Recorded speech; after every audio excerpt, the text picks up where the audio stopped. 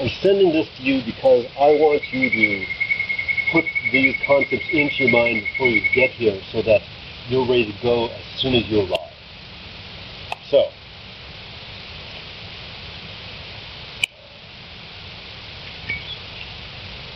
this is time, or at least I'm going to use this as modern time. This is actually a piece of wood, but as George Box once said, all models are wrong, but some models are useful.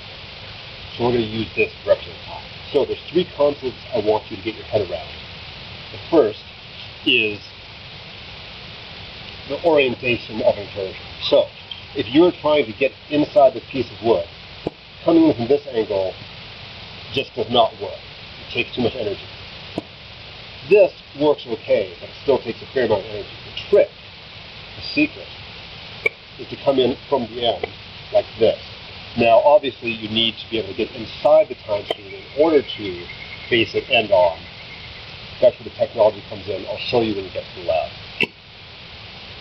The second concept is the angle of the, how would you say, the angle of what you're trying to insert into the time stream. So, if you have a thick angle, intuitively, it takes far more energy to insert this into the time stream than a narrower angle.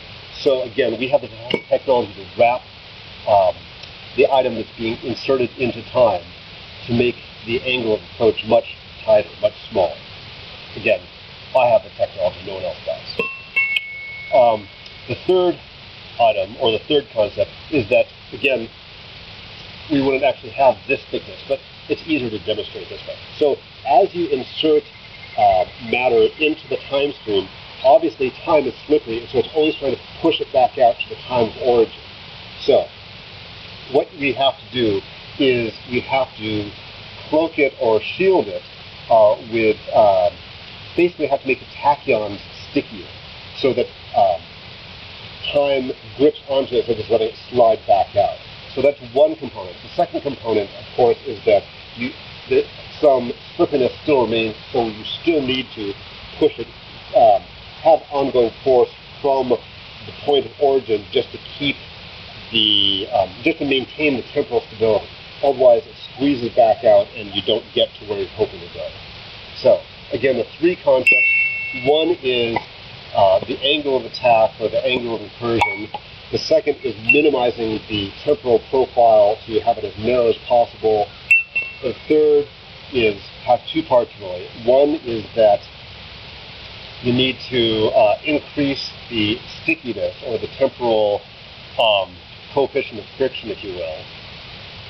And the second part of that is that you have to maintain external force to keep in place, otherwise you will pop back to point of origin.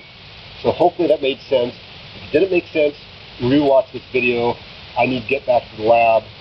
Don't make me regret having hired you as my assistant.